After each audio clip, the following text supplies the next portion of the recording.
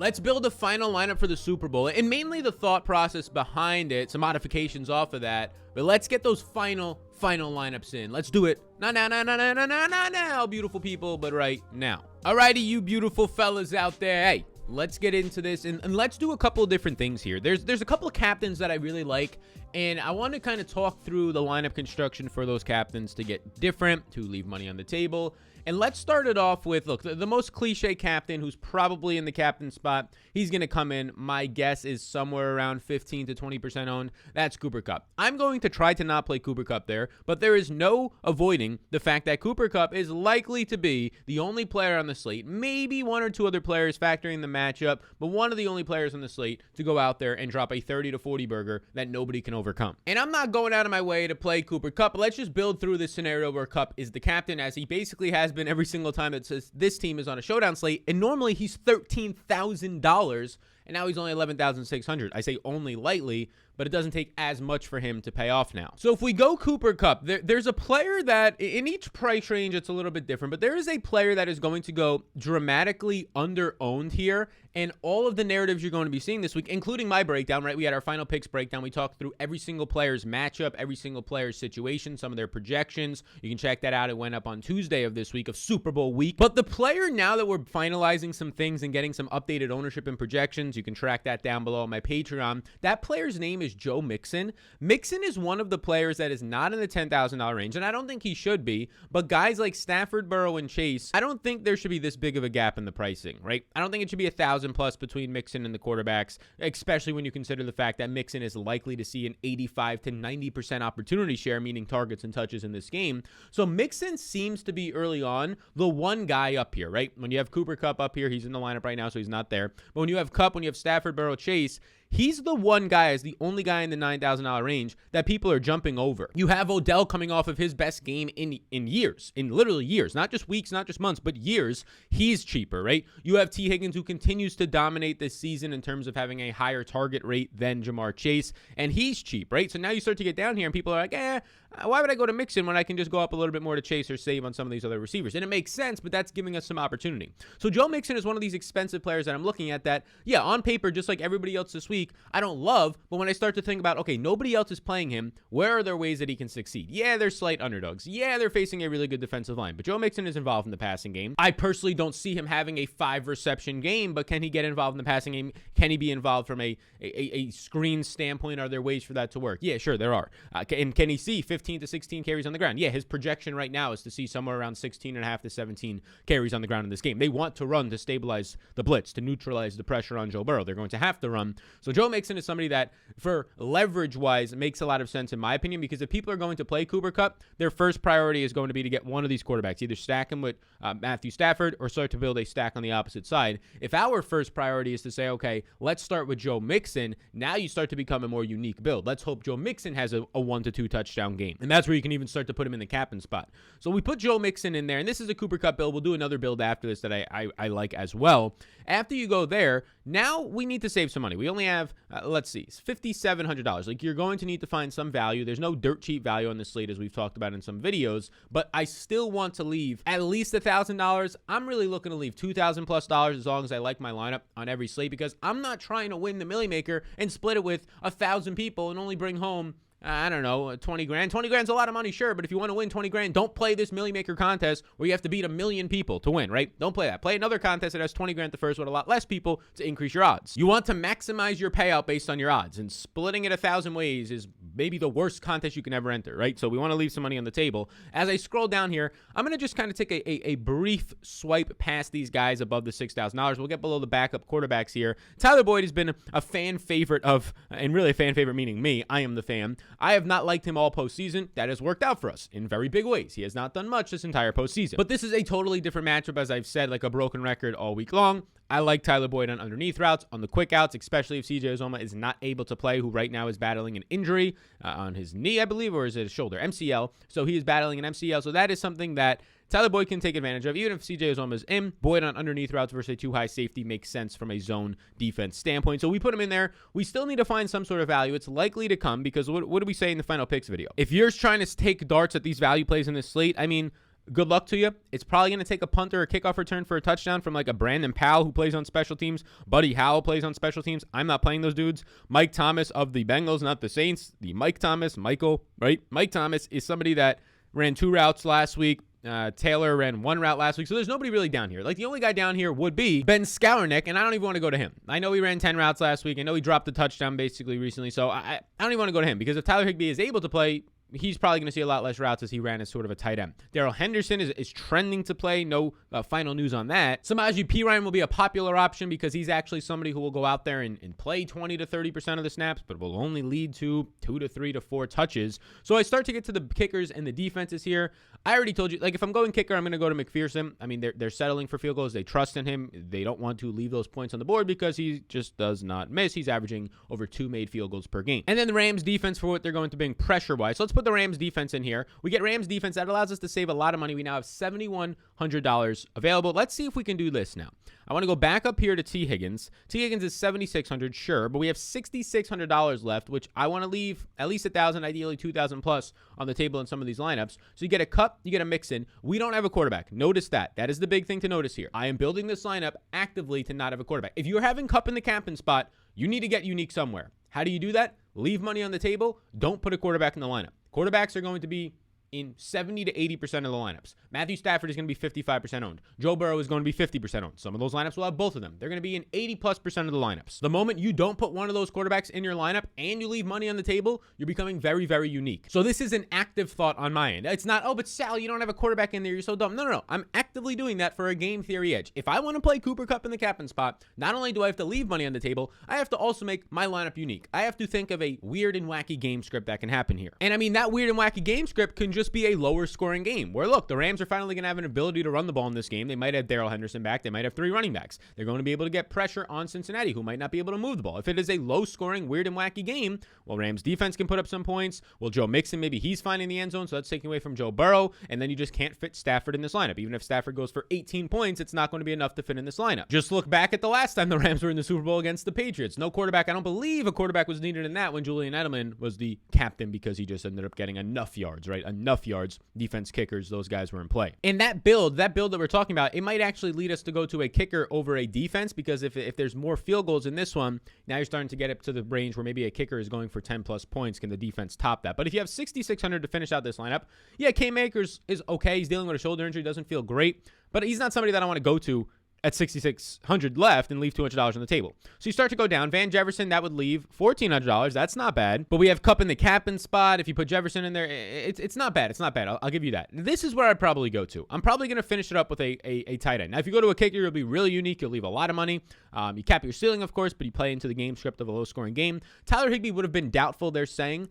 So Higbee would not have played if the game was on the Pro Bowl date on Sunday. Since he has another week, we'll see if he's able to play. It's a very simple fix here. It's the only game on the slate. We'll know this news an hour and a half before the game starts, maybe even earlier. If Tyler Higbee is out, well, then just play Kendall Blanton, right? Kendall Blanton, who is a big athletic guy, a massive dude, like 6'6". He was nimble.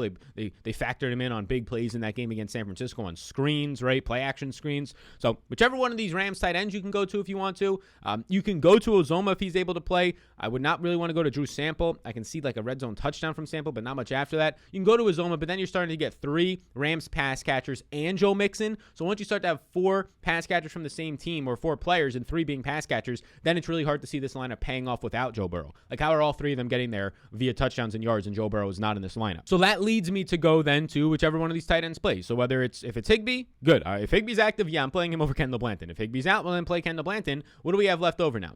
So this ends up leaving over for us about $1,800. Now there is an interesting way that you can also so $1,800. That's fine. Like I said, 2,000 plus, it's close enough. Obviously, Higbee gives you upside. He's going to run 30 plus routes if he's healthy. If Blanton is in, you leave $2,000. Or if you want to go down and say, you know what, it's going to be really low scoring, you go to Evan McPherson, right? You go to Evan McPherson here. You can go to Matt Gay, and you can leave even more money. Matt Gay would be under the narrative that, okay, if we have Joe Mixon in this lineup, he's taking the touchdowns away from Joe Burrow and the receivers, but the receivers are getting enough yards. Cooper Kupp can do whatever he wants. If Cooper Kupp goes for 120 yards and a touchdown, that doesn't mean Matthew Stafford is in the winning lineup. It just means that Cooper Kupp had a good game. And then the Rams defense and the kicker, those combinations together are not likely to be that highly owned. So this is kind of what you have to do for a Cooper Kupp lineup. You really can't play the quarterbacks because they'll spend your money, and a lot of people will own those, and you have to get a little bit different. And if you're not going to play the quarterbacks, you probably want to have a running back in there who will likely take up some yardage and touchdown opportunities. Now, that's not my favorite build, but that is the way to get around a Cooper Kupp build. Now, this is one of the builds that I like. Joe Mixon in the captain spot is an interesting build because he is definitely going to be lower owned compared to everybody else up here. The higher owned captains will be Cooper Kupp, Chase, both the quarterbacks, and maybe even Odell, definitely T. Higgins. Like in this range of guys above basically the backup quarterbacks, like above 6K, Joe Mixon might be the lowest owned one. Maybe Cam Akers comes in lower owned because of the injury designation, but he's going to be one of the lower owned ones, which automatically gives you a leg up on the competition, automatically gives you some leverage, and it's something that I like because honestly, I think he's a top 5 captain, and he'll probably be like the 8th highest owned captain. And by the way, I'll be putting out later in the week my final rankings, every single player based on how I like them for GPP lineups. Not my projections. I have those down below on Patreon. You can use those. The lineup optimizer will be building lineups on a Saturday live stream. We're going to have everything possible. Somebody in this community, if not multiple, hopefully you're not splitting it, but somebody in this community is going to be taking down first place, and why not be you? So just know that a Joe Mixon build will make you different. If you want to go Cooper Kupp, you're not going to be different, but you can get different elsewhere. You're just going to have to do some things that might make you feel uncomfortable, hot and bothered. You know what I'm saying? Now, before we keep going, I will let you know 2 more props to schmack yourself with to win some dollar skis on this Super Bowl slate. 2 more props that I'm going to have are presented by PrizePicks.com. So I continue to add props throughout the week because part of me is a junkie. It's the last football game of the year, and obviously until April USFL, which we will be covering. But here you go. The props that I like. I'm taking Cam Akers under 16.5 rushing attempts. Whoa, Mr. Sal Vetri, what are you talking about? You told us you liked his over 55.5 rushing yards. Yes, there's a middling opportunity here for one. And number 2, I'm a little bit concerned with this injury that he has. That was a delayed number 2, but it went up there. I am building this lineup actively to not have a quarterback. If you're having Kupp in the captain spot, you need to get unique somewhere. How do you do that? Leave money on the table. Don't put a quarterback in the lineup. Quarterbacks are going to be in 70 to 80% of the lineups. Matthew Stafford is going to be 55% owned. Joe Burrow is going to be 50% owned. Some of those lineups will have both of them. They're going to be in 80+% of the lineups. Now, what do I mean by that? Well, his shoulder injury, he would have been listed doubtful if they played last Sunday. That's a concern. Now he's trending to play. Now Darrell Henderson, there's news that he's trending to play. So it's getting a little bit mucky here. But over 55.5 rushing attempts, Cam Akers can have 14, 15 carries and just average 4 yards per carry and get over that number for us and still hit the under 16.5. I'm concerned with the 16.5. He did have 14 carries in the last game, even after missing like the whole second quarter in the NFC Championship. So he can still hit over this number, but he's dealing with injury. Sony Michel is a veteran that they trust and apparently want to use more. About 40% of the snaps is what the reports are. And now Darrell Henderson might return. So there's a lot of pieces there where I like the under on Cam Akers, and it gives us a middling opportunity to hit both of those bets and a realistic one at that. And then I double up on Joe Burrow under 36.5 attempts here. I just think it's going to be a slower pace game, which if you think it is a slower pace game, use more Joe Mixon, right? Use more kickers and defenses. So I take those two together. I believe I put 50 on this. You have 50 to win 100. You can use the code SAL. It is linked in the description below. You can take those props. You can take any other props that you want, and you get it right now. Limited time offer, instant free bet up to $100 because it's the Super Bowl, and you use the code SAL on prizepicks.com. And I know you're going to be watching with your mother, your brother, your sister, your aunt, your uncle, and your friends, or at the bar or at a party. Tell those people as well. prizepicks.com, code SAL, because then everybody gets to share in on the free bet up to $100 for the big game. Why not? It's a good time. There you go. prizepicks.com, code Sal. So let's put a build here with T. Higgins in the captain spot. Now, T. Higgins, I think he can be completely fine. He has seen a higher target rate so far this season than a Jamar Chase. He's obviously the bigger body guy. In the red zone, he's more of a weapon, in my opinion. The problem is downfield usage for both T. Higgins and Chase might not be there as much, but T. Higgins is a pretty solid receiver after the catch. Just downfield usage could be a little bit of a concern, the way that the Rams have a solid secondary with safeties, obviously Ramsey, but in general, the way that they play zone defense. So if you put T. Higgins in the captain spot now, let's start to build out a lineup here where it automatically might be different. If you have T. Higgins in the captain and you're playing a quarterback, right? A lot of people are going to go right to Joe Burrow, and I think that's fine. I think you can still get away with it. I'll go to Stafford. It's not going to be as optimal to go to Stafford, right? Quote unquote optimal, but it will be way lower owned. I would say that this is going to be, if you have a Bengals captain wide receiver and you put him in there with Matthew Stafford, it'll probably be automatically 20% lower than if you put Joe Burrow in there, because a lot of people will naturally go to Joe Burrow. So now you have Stafford in this lineup, you have T. Higgins in the captain spot. So let's start to build out something else. So I want Cooper Kupp in here. I know he's expensive, but let's just see if we can get Cooper Kupp. It's hard to imagine him in a really good matchup that we broke down on the picks video against Mike Hilton in the slot. A really fucking good matchup. Hard to imagine him not having a decent game where it's either double-digit receptions, an end zone, 100 yards, something along the lines of all those to get to 20-plus points. But now we're really limited here in terms of how much money we have left over. So we have 5,400. Let's just go and get us some value.